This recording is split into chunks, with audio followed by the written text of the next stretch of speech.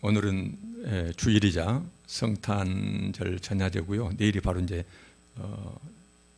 크리스마스가 되겠습니다. 그래서 거의 겹치다시피 해서 한 주제를 둘로 나누도록 그렇게 제가 구상을 좀 해봤습니다.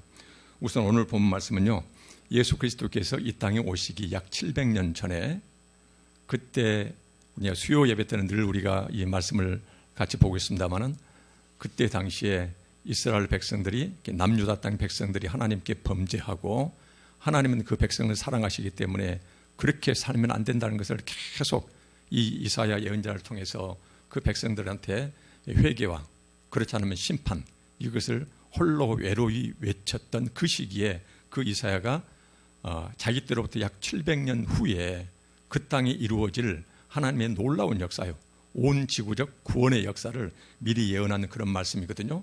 그런데 보니까는 오늘 우리가 이 본문 말씀을 볼 때요, 이렇게 한번 보시게요.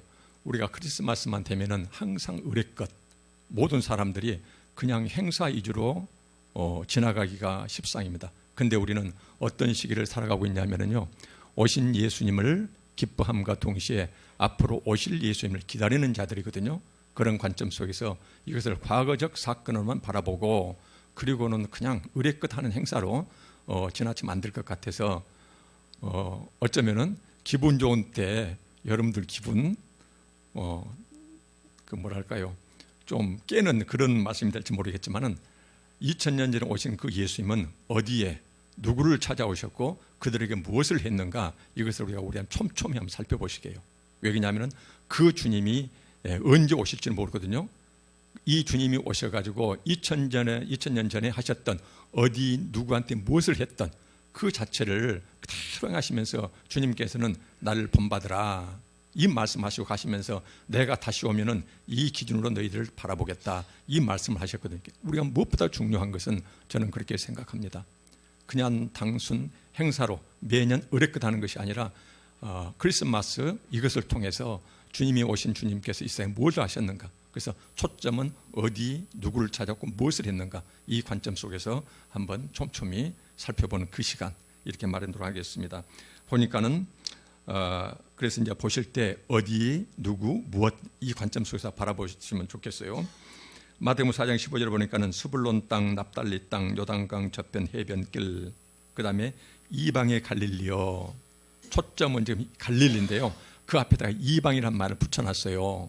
이방의 갈릴리요. 그러면 여기서 보면은 스불론 납달리 땅은 그 야곱의 12아들 중에 각자 아들들 해가지고 이 아들들한테 가나안 땅을 이렇게 분배를 했잖아요. 분배했는데 이들이 차지한 땅이 전 가나안 땅 중에서 남유다가 있고 북 우리가 사마리아가 있잖아요. 이스라엘 있잖아요. 이스라엘 중에서도 가장 북쪽에 있는 땅이에요. 그렇게 보면 지리적으로는 예루살렘에서 가장 북쪽 땅을 얘기를 하고 있거든요. 보니까는 스불론 땅, 납달리 땅, 요단강 저편 해변 길, 그다음에 왜 여기다가 이방 갈릴리어, 이방을 붙였을까요? 이 지역은요, 이게 예수님이 앞으로 오실 메시아는 미리 말씀드리면은 소위 그때 당시 여호와 신앙의 중심지인 예루살렘이 아니고 미리 700년 전에 하나님은 내다보고 계세요. 왜 그러냐면은 그 하나님은 시간을 창조하신 분이시기 때문에 시간의 시작 전부터 온 시간 위에서 내다보시는 분인데, 700년 후에 이루어질 모든 사건을 내다보신 하나님이 앞으로 올 메시아는 가장 버림받은 땅, 그 다음에 하나님 백성이 가장 무시하고 업신여기는 그 땅, 그쪽에 오실 것이다, 이제 그 말씀이거든요. 그래서 보니까 이방의 갈릴리, 여기에서는 그때 당시 이제 북이스라엘 땅에 속했는데요, 엄청 죄를 많이 지었죠. 그래가지고는 결국은 아수르에 의해서 이 땅이 멸망을 당하거든요. 멸망당한데 그때 이곳에 살았던 백성들은 얼마나 처참한 꼴이었냐면요, 무수히 많은 백성들이 아수르한테 포로로 잡혀가고, 그 다음에 아수르가 그때 당시에 어떤 정책을 썼냐면은 자기들 한번 이렇게 정복한 땅은 민족성이 살아있으면 언제 배신할지 모르니까는 서로 이방 민족끼리 뒤섞어요. 갖고는 혼혈족을 만들어버리거든요. 그래서 그 민족의 정체성 자체를 말살시켜버린 것이 향후 독립투쟁이랄지 마음을 모으지 못하도록 이런 정책을 썼어요. 그래서 이방의 갈릴리는 여기서 보면은 아수르한테 정복당하고, 그 다음에 남유다, 북이스라엘은 버림받은 땅처럼 사마리아 땅 이렇게 했는데 그 중에서도 가장 먼 곳이었거든요. 그래 보면은 지리적으로도 신앙 중심지에서 가장 먼 북쪽 땅이었고, 그 다음에 신앙적으로도 보면은 민족의 정체성과 혈통을 잃어버린 이런 사람들이 살았던 곳이거든요. 어둠의 땅이었어요. 암흑의 땅이었고 버림받은 땅이었고, 거기에 사는 사람들은 사람 취급도 받지 못했어요. 누구한테요? 하나님 백성, 유대 백성들한테요. 이런 지역을 특정 짓고 있어요. 그래서 앞으로 올 메시아는 신앙의 중심지가 아니고 가장 하나님 백성들이 무시하고 왜냐하면 홀대하는 그런 땅으로 오실 것이다, 이 말씀을 하셨고, 그 다음 누구한테 오셨냐면은 16절에 보니까는 흑암에 앉은 백성이 돼요. 그래서 보니까는 아까 말씀드렸듯이 그 백성들의 경우는 적어도 유대 신앙의 관점에서 보면은 아주 어디에서 소속되지 못한 한때는 하나님의 그 영광스러운 백성이었는데 한때 범죄하고 하나님께 범죄했더니 심판받아서 다른 혈통을 불러들여서 그 압제자들에 의해서 전부 다 이방 민족들하고 결혼을 뒤섞여가지고 결혼을 서로 이제 이렇게 하게 해가지고 혈통 자체를 잃어버렸거든요. 그래서 유대 민족으로부터는 개 취급받았던, 사람 취급받지 못했던, 그래서 그들이 저기서 오면은 말하자면 길을 비껴가지고 얼굴도 서로 마주치지 않았던 그런 홀대받은 이런 사람들이었거든요. 그러니까 흑암에 앉은 백성이 여기에요. 그래서 이제 그러면 이런 사람들께 첫째 메시아가 찾아올 땅은 가장 홀대받은 땅 이방의 갈릴리, 누구냐면은 그 안에 살아가고 있는 흑암에 앉은 백성, 사망의 땅과 그늘에 앉아 있는 이 백성, 세상으로부터 버림받은 여호와 신앙으로부터 철저하니 버림받은 그 사람들에게 오시는데, 그러면 그 사람들한테 오셔서 메시아가 어떤 일을 하시냐면은 큰 빛을 보았고, 흑암에 앉은 백성이 그 빛을 봤는데 그 빛이 누구한테 비추었냐면요, 신앙의 중심지 예루살렘이 아니고 여기에 흑암에 앉은 백성, 유대 백성으로부터 버림받은 백성, 개 취급받았던 이 백성들한테 그 빛이 자기들한테 비춰왔다는 것이거든요. 흑암에 앉은 백성이 그 메시아를 바라봤는데 그 메시아의 복이 자기들한테 빛으로 비춰왔다, 이렇게 지금 말씀하고 있거든요. 이것이 이제 700년 전에, 700년 전 후에 이렇게 전에 했던 예언이 후에 이제 이루어지는 상황이 오늘 이제 마태복음 4장 15절에 다시 한번 이것을 회상하고 있거든요. 그러면은 700년 전에 이루어졌던 이 예언이 700년 전 후에는 어떻게 이루어졌을까요? 우리가 이것을 보기 위해서는요, 이걸 한번 살펴보시게요. 예수 그리스도를 기다리고 있던 그대의 유대 땅, 이 유대 땅의 사회 구조가 어떤 구조였는가, 이걸 한번 쭉 살펴보시게요. 이것이 굉장히 중요한 의미를 가지고 있습니다. 왜 그러냐면은 700년 전에 하나님께서는 내가 보낼 그 메시아가 어느 땅에 가겠다, 그들 누구를 찾겠다, 그들에게 어떤 일을 하겠다, 이 세 가지를 말씀하셨는데 이 세 가지가 어떻게 지켜졌는가, 이것을 우리가 살펴보려면은 그때 당시 유대 땅은 사회 구조가 어떻게 됐는가. 소위 종교들이 유대교 종교 분파가 네 개로 구분되어 있었거든요. 유대교 분파가 하나님을 믿는 그 신앙의 모습이 네 가지 파로 이렇게 갈라져 있었어요. 첫째가 뭐냐면은 사두개인들이요. 이 사두개인들은 특성이 있습니다. 그래서 이제 이 말씀을 드리는 이유는 뭐냐면은 앞으로 오실 예수님께서 우리를 바라보실 때에 2000년 전에 예수님을 맞이했던 그때 유대 사회 구조 속에서 나는 어디에 있는가, 이것을 한번 살펴보시게요. 그 다음에 그때 당시 유대교 신앙, 지금 우리 그리스도교 신앙 2000년 모습하고 지금하고 이렇게 한번 빗대 보시게요. 왜냐하면 2000년 전에 이것은 과거의 역사에 흘러가 버렸고 지금은 존재하지 않는 것이 아니라 하나님께서는 성경의 기록에서 우리한테 남겨놓으신 목적이 있거든요. 그 목표가 이제 목적이 있는데 그 목적은 2000년 수천 년 동안 그리스도인들한테 일어났던 모든 이런 사건들이 항상 역사적으로 반복되고 있다는 것이거든요.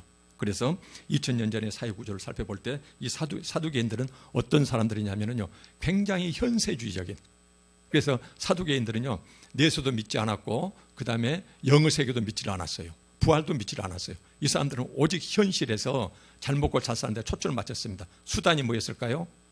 이 현실주의자들의 경우는 특별히 하냐면 항상 권력 자판에 있었습니다. 이 사두개인들은 실은 예수님 오시기 전에 한 200년 전부터 있었던 사람들이거든요. 예수님 오시기 200년 전부터 있었던 존재했던 사람들인데, 그때는 이미 이제 유대의 나라가 나라를 잃어버리고 수많은 외세들에 의해서 탄압받고 그다음에 피지배 관계 속에 살아가는 그런 시기거든요.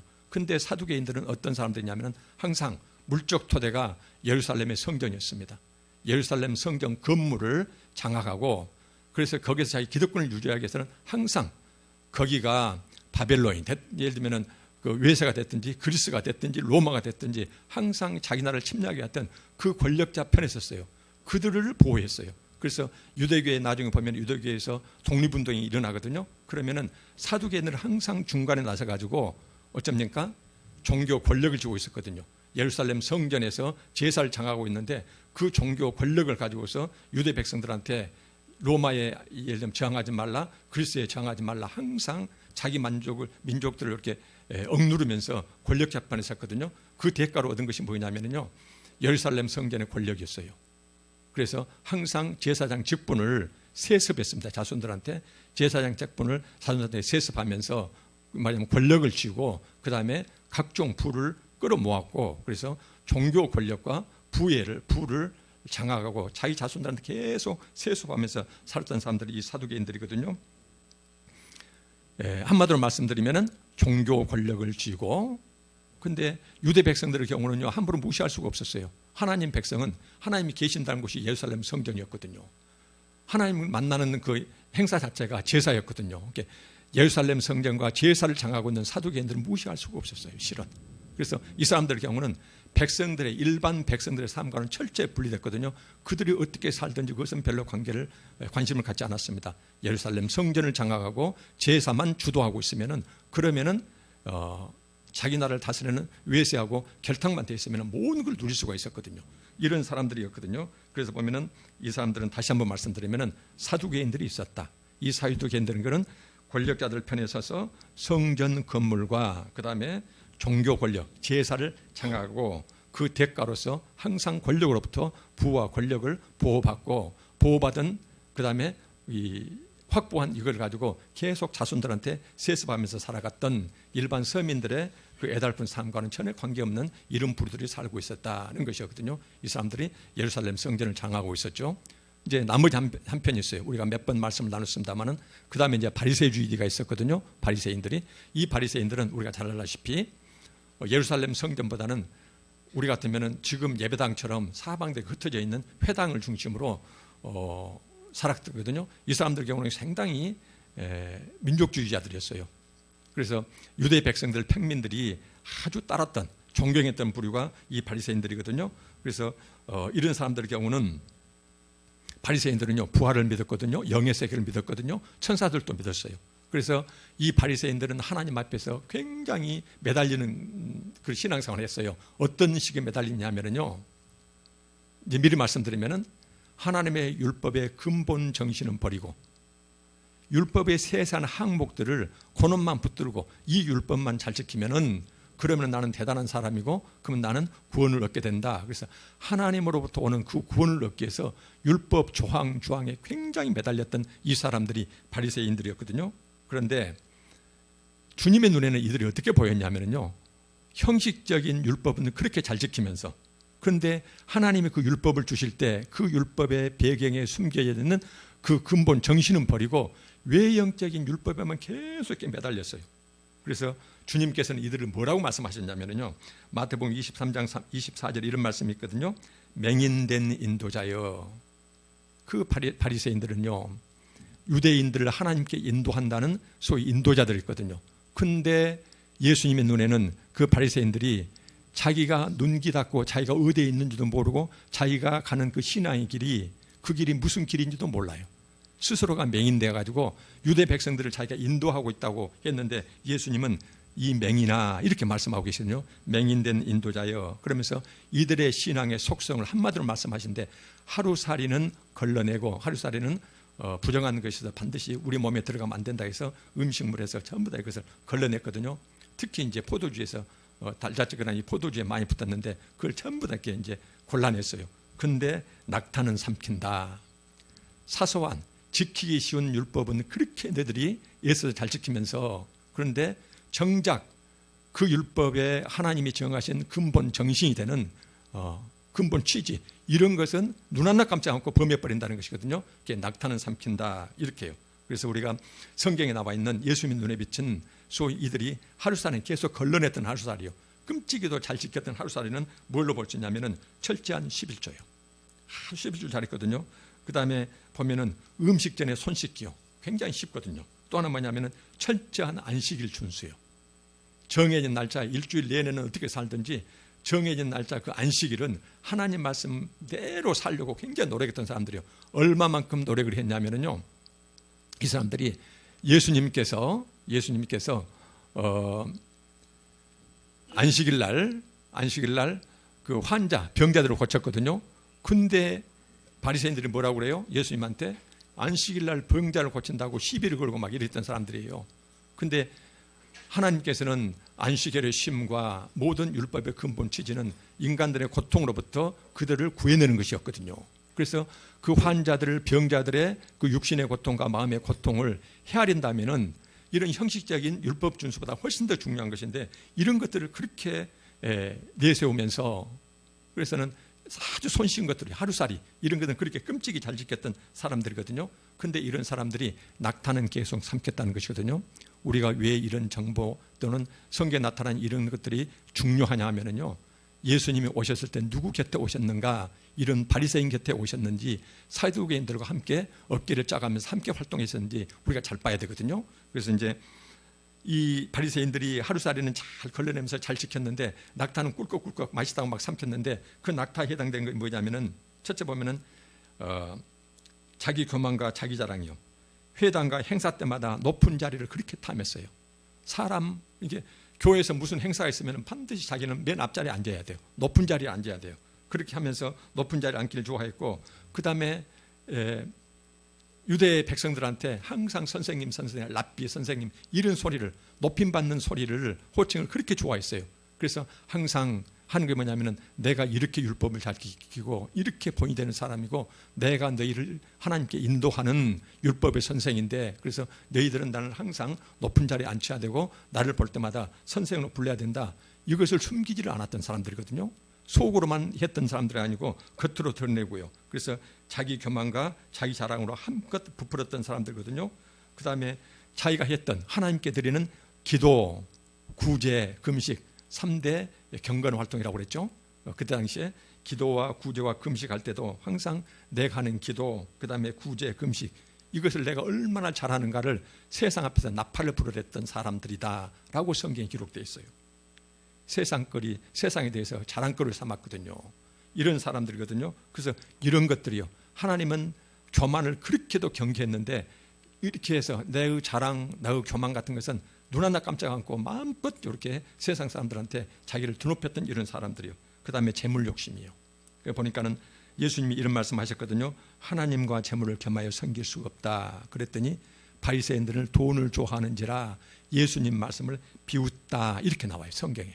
그래서 이런 사람들은 뭐라냐면 대접의 겉은 깨끗한데 그 속에는 탐욕, 세상 재물에 대한 욕심이 가득 찼다라고 예수님이 이렇게 간파를 했어요.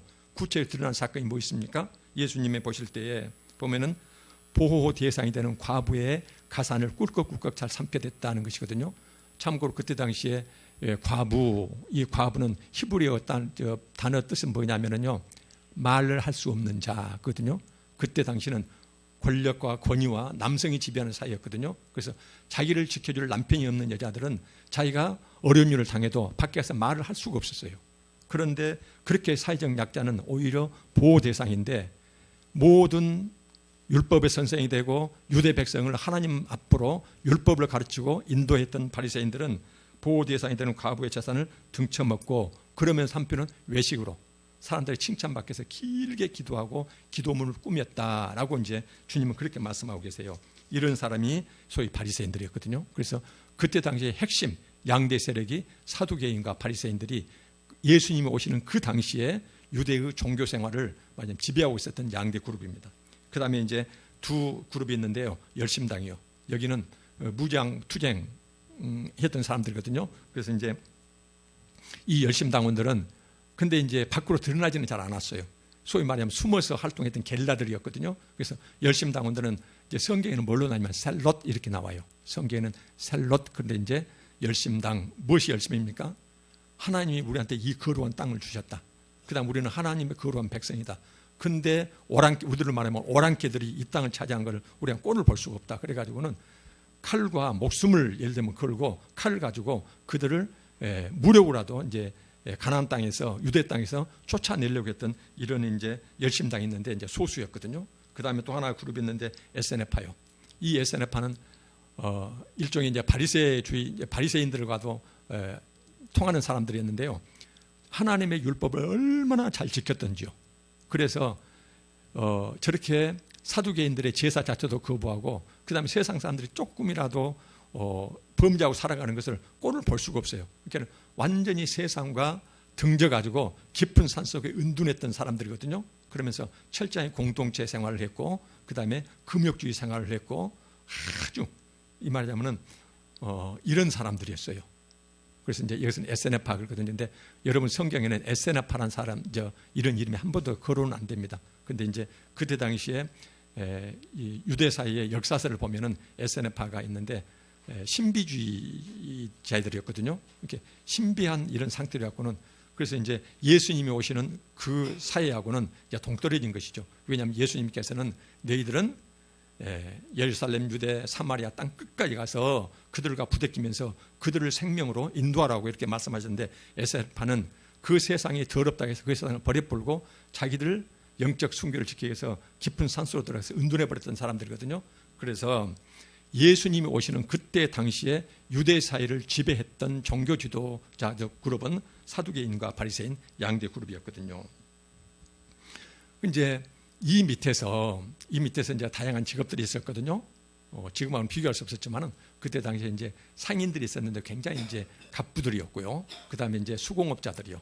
그 다음에 예수님도 목수였죠. 이제 수공업자들이 있었고, 그 다음에 이제 농사짓는 농사꾼들이 있었고, 그 다음에 이제 직업 여부를 떠나서 아주 가난한 사람들이 살고 있었는데 이들이 이제 소위 품꾼들이었어요. 우리가 말하는 품꾼들이 살고 있었는데 이 품꾼들의 경우는요. 우리가 방금 말씀드렸던 4대 그룹 있잖아요. 4대 집단이 있는데 이 4대 집단은요. 나름대로 여유가 있고 힘이 있는 자들이 그래서 이루는 구성 집단이 있었거든요. 근데 품꾼들이요. 어떤 사회든지 냉대받고 너무나 내몰려가지고 변방에 살아가는 사람이 힘이 없으면은요. 자기 스스로를 보호하기 위해서 집단을 구성하지를 못해요. 그래서 유대 사회에서 이 품꾼들은 한 번도 집단을 구성해서 자기 목소리를 내지 못한 사람들입니다. 전부 다 뿔뿔이 흩어져서 당하고 살았던 이런 사람들이거든요. 이 품꾼들에 대해서는 성경에서 실은 구약시대부터 신약시대까지 여러 번 이렇게 거론이 되고 있습니다. 우리가 보면은 포도원 품꾼들 비유가 있어요. 예수님께서 말씀하신 그 경우가 있거든요. 천국 비유 중에서 마태복음 20장에 보면은 포도원 주인이 포도원에 일을 시키려고 우리 이제 시간으로 환산하면 오전 9시에 가서 일이 시작되는 시점이거든요. 그때 이제 놀고 있는 이 품꾼들을 불러가지고 일을 시켜요. 근데 포도원 주인이 또 12시에 정오에 또 나가서 보니까는 또 시장에서 장터에서 놀고 있는 사람들이 성경에서 이제 놀고 있는 근데요. 그 번역은 적당치 않다고 이렇게 지적합니다. 왜 그러냐면요. 자기를 불러준 사람이 없어서 오갈 데 없이 멍하니 서 있는 그 뜻이에요. 여기서 이제 장터에서 놀고 있는 그 의미는 불러주는 사람이 없어서 멍하니 그냥 대기하고 있는, 서 있는, 오갈 데가 없어서 서 있는 그 상태를 여기서 이제 놀고 있는 이렇게 번역이 되어 있거든요. 그래서 보면은 오전 9시, 그 다음에 12시, 오후 3시에 가서 그 사람들을 불러서 그 포도원에서 이제 일을 시켜요. 근데 여기서 특이한 경우가 있거든요. 그 특이한 뭐냐면은 우리 시간을 환산하면은요, 오후 6시에 이제 작업이 다 끝나거든요. 그러면 하루 품삯 1데나리온을 줘요. 1데나리온은 한 식구가 겨우 하루 배고픔을 면할 수 있는 그런 정도 돈입니다. 그래서 한 사람의 성인이 하루 일하면은 그러면 하루 품삯을 딱 주는데 이 5시에 또 포도원 주인이 시장에 나가봤더니 또 그때도 시장 장터에서 놀고 있는, 다시 말하면은 오갈 데가 없는, 불러주는 사람이 없어서 오갈 데가 없는, 그래서 서 있는 이 품꾼들을 또 발견해요. 그래서 그들을 데려다가 딱 1시간 시키고 그리고 이제 하루 이제 품삯을 줍니다. 포도원 주인이 어떻게 줍니까? 먼저 누구를 챙겨줍니까? 보면은 5시 온 사람들 이제 챙겨줘요. 1데나리온을 주거든요. 그래서 이제 아침부터 와서 온통 내내 일했던 8시간 일했던 사람이 이제 그거 보면은 막 이제 항의하는 이런 모습도 나오잖아요. 근데 여기서는 포도원 주인은 우리 주님 하나님을 지금 의미하죠. 그러면은 여기서 보면은 왜 5시에 서 있을까요? 이 성경 문맥에 숨겨져 있는 그때 당시에 품꾼들의 그 애달픈 삶이요. 그래서 이제 이것들이 왜 중요합니까? 예수님이 누구 곁에 오셨는가를 보기 위해서는 이런 것들이 이제 우리가 세세히 살펴보는 것이 중요할 것 같아서 이제 자세히 말씀드리거든요. 이제 이미 알고 있는 내용들이지만, 그래서 이제 보면은 이 포도원 주인은요, 그 5시까지 불러준 사람이 없어서 이 사람은 오갈 데가 없어요. 왜 그러냐면은 자기가 빈손으로 돌아가면은 자기 온 식구가 굶게 되거든요. 그러니까는 기다리고 있는 것이요. 갈 데가 없어요. 그러니까는 포도원 주인이 어떻게 보면 경제적으로 손해죠. 1시간 일하고 하루 품삯을 줄 마음이었으면 근데 가서 불러드리거든요. 이거 하나님의 사랑이거든요. 그래서 이제 혹시라도 우리가 세상 가운데서 나는 아침 9시부터 목회자로 장로님으로 권사로 이렇게 일했으니까 하늘 가면 이만큼 그렇지가 않아요. 그렇지가 않습니다. 여기서 보면은 하나님께서는요 5시가 돼도 오갈 데 없는 그 불쌍한 품꾼들, 그래서 하나님께서는 품삯을 주는데 8분의 1을 줄 수가 없어요. 왜 그러냐면 굶게 되거든요. 그러니까는 하루 품삯을 주거든요. 이것은 뭐냐면은 가난한 자를 불쌍히 여기는 주님의 마음이 녹아 들어 있는 이런 이제 비유들이거든요. 그래서 이제 우리가 주목해야 될 부분이 예수님이 이들 곁으로 오시거든요. 그래서 우리가 이걸 주목을 해야 됩니다. 맨날 하신다고 드린 말씀이라고 생각지 마시고요. 그 보면은 그래서 이제 성경에 보면은 품꾼들의 품삯은 절대로 밤이 지나도록 주인이 쥐고 있으면 안 된다. 이런 것이 구약에서부터 하나님이 딱 명령을 해 놓으셨어요. 신명기 24장 15절에 그 품삯을 당일에 주고 해 진 후까지 미루지 말라. 이는 그가 가난함으로 그 품삯을 간절히 바람이라. 그러면서 혹시라도 그가 배고파서 나한테 호소하지 않게 하라. 그럼 너한테 죄를 묻겠다고 굉장히 엄하게 하나님께서 말씀해 주셨거든요. 그래서 이런 것들이 그때 당시에 랍비들의 문헌에 보면 어떻게 나오냐면요, 이제 주인하고 품꾼들하고 서로 품삯 가지고 싸울 경우도 있겠죠. 왜냐하면 주인은 내가 품삯을 줬다, 하루 품삯을. 근데 품꾼은요, 내가 받지를 못했습니다 라고 해서 장로들한테 찾아오면은 그때 이들을 재판하는 재판 기준이 있어요. 이게 이제 랍비들의 문헌에 나와 있거든요. 보면 뭐라고 나와 있냐면은, 만약 거기에서 두 사람 중에서 품꾼이 맹세만 하면은 나는 받은 적이 없습니다라고 맹세만 하면은 이 주인은 무조건 그 품꾼한테 그 품삯을 하루 품삯을 줘야 돼요. 왜 그렇게 하냐면은 그 재판 말하자면 기준이 있습니다. 주인은 부자거든요. 여유가 있거든요. 이게 이것저것 이것은 사소한 문제예요. 그러니까 잃어버릴 수가 있어요. 근데 품꾼은 그 품삯만 바라보고 있거든요. 그 품삯을 가지고 가야 자기 식구들이 이제 굶질 않아요. 그러니까 품꾼은 온종일 그 품삯에만 초점을 맞추고 있어요. 그러니까 절대로 착각하거나 잊어버릴 리가 없다는 것이에요. 그 사람이 신앙 양심으로 하나님께 맹세만 하면은, 그러면은 주인은 반드시 품삯을 그 품꾼한테 줘야 된다. 이것이 이제 랍비 문헌들의 재판 기준으로 이렇게 딱 나와 있어요. 이럴 정도로 그때 품꾼들은 그렇게 힘들게 살았던 사람들이 있거든요. 그래서 이제 지금까지 했던 말씀 간단히 요약하면은요, 이제 SNF하고 세상을 버리고 이제 숨어버렸으니까요. 그 다음에 그 열심당이요. 여기는 칼 들고 다니면서 숨어서 게릴라전 펴고 있으니까 밖으로 안 드러나니까 놔두고요. 그때 당시에 예수님 오시는 유대 사이를 지우고 흔들었던 이 사람들은 성전 건물, 화려한 성전 건물에서 거기서 장악하고 거기에서 항상 권력 자판에 서서 그러면서 자기 종교 권력을 보장받았던, 그래서 부와 이 고위 성직자 계급을 이것을 자손한테 주면서 세세토록 부와 권력을 누렸던 이런 고위 성직자들이 있었고요. 그 다음에 백성들 사이에서 소위 백성들이 인도하는 바리새인들이 있는데, 형식적인 자기가 하기 쉬운 하나님 말씀 그렇게 잘 지키면서도 그러나 정작 재물에 탐욕에 젖어가지고 힘없는 사람이면 그들의 가상까지도 빼앗는 형식만 요란한 이런 율법주의자들, 그러나 속 알맹이는 방탕과 탐욕이 가득했던 이런 바리새인들이 이렇게 이제 가득 이렇게 세상을 쥐고 있었거든요. 그 밑에서 품꾼으로 대표되는 빈곤한 자들이 다수를 이루고 있는 이런 사이였어요. 그런데 이런 사회구조 속에 예수님이 오시는데 누구한테 오셨을까요? 어디에 누구한테 오셔서 뭔 일을 했는가? 이것을 우리가 너무나 성경에 많이 봤기 때문에 간단간단 요약해서 말씀드릴게요. 찾아오신 것은요, 성경에서 말씀하셨던 갈릴리 땅에 그대로 오셨어요.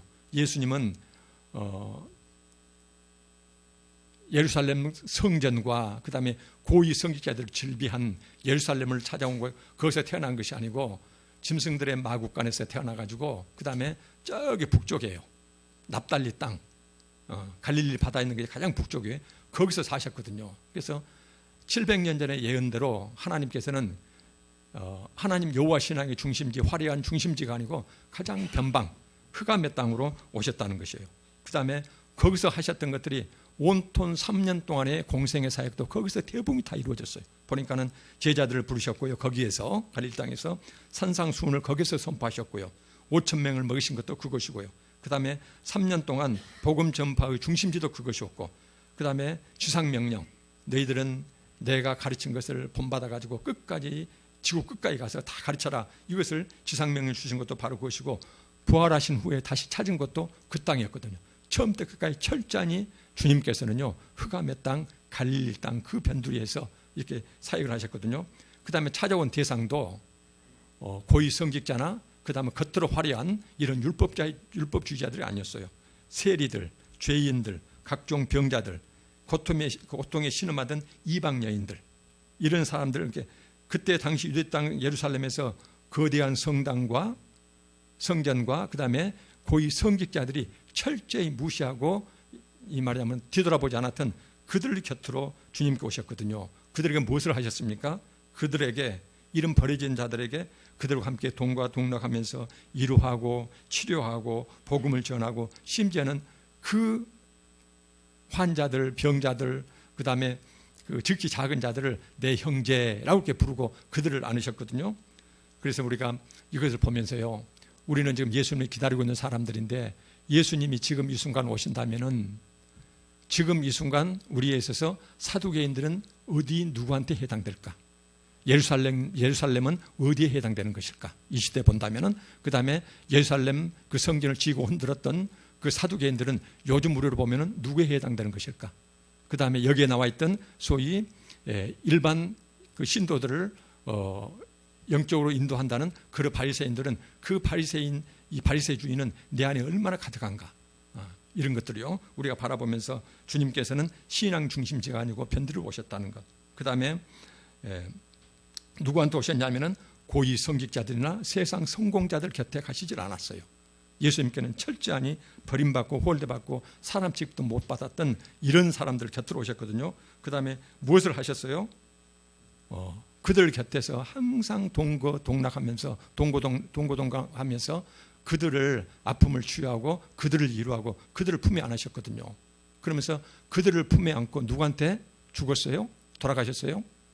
그때 당시에 똑같은 여호와 하나님 신앙을 믿었던 교권주의자들과 그 다음에 평민, 이제 일반 신도들, 종교 지도자, 사두개인과 바리새의 합작에 의해서 예수님은 그들한테 죽임을 당하셨거든요.